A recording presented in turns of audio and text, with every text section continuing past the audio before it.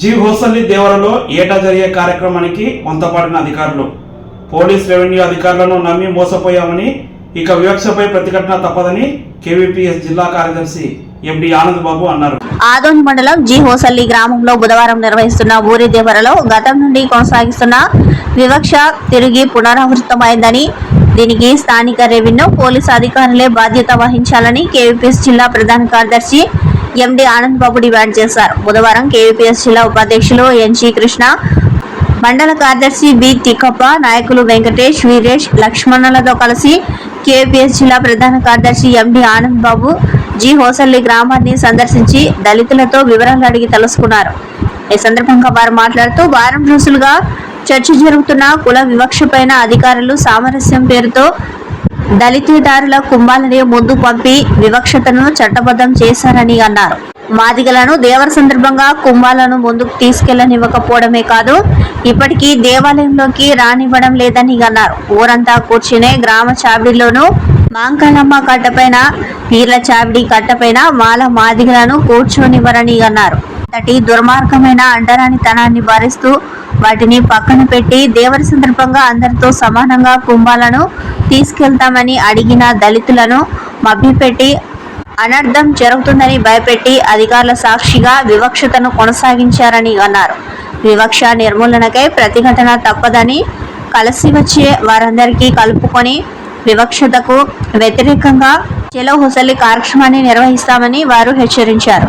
ఈ కార్యక్రమంలో కేవీపీఎస్ గ్రామ అధ్యక్ష కార్యదర్శులు సురేష్, రమేష్, నాయకులు మల్లికార్జున, చిన్న, రాఘవేంద్ర, రాము, పెద్ద రాఘవేంద్ర, గోపాల్ తదితరులు పాల్గొన్నారు. దళితులు ఇప్పటిదాకా ఒక కుంభం అంటే ఒక కుంభం కూడా వెళ్ళలేదు. అందరి కుంభాలు కూడా ఇప్పటికే బయలుదేరాయి. అయితే ఇక్కడ జరుగుతున్నది ఏమి అని చెప్పేసి పరిశీలన చేస్తే పోలీసులేమో ఓ బెటాలియన్ వచ్చింది.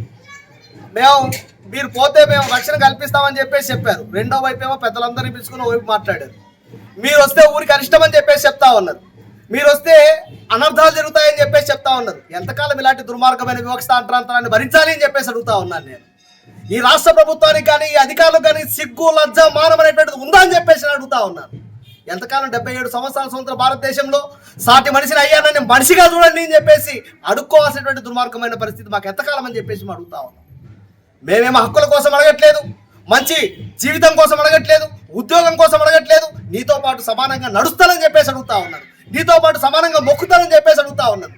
అంటే ఇలాంటి పరిస్థితి కూడా అధికారులు అడిగిన చోట కూడా న్యాయం చేయకపోతే, అడిగిన చోట కూడా సమానత్వాన్ని కల్పించకపోతే ఇంకెప్పుడు కల్పిస్తారు అని చెప్పేసి అడుగుతా ఉన్నాను.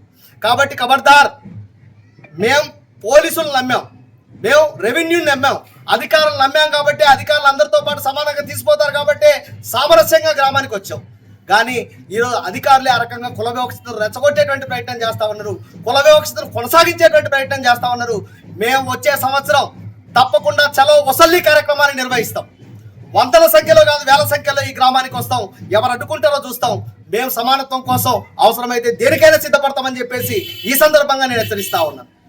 ఇక్కడ దేవాలయ ప్రవేశం లేదు, రచ్చబండ్ల పైన కూర్చొని ఇచ్చేటువంటి పరిస్థితి లేదు, చిన్న చిత్తగా వాటికి సంబంధించినటువంటి విషయాల్లో అందరూ సామరస్యంగా ఉన్నట్లే అనిపిస్తుంది. కానీ మొహరం సందర్భంగా మేము అందరితో పాటు ఆడుతున్నా దాన్ని కట్ట ఎక్కేటువంటి పరిస్థితి లేదు.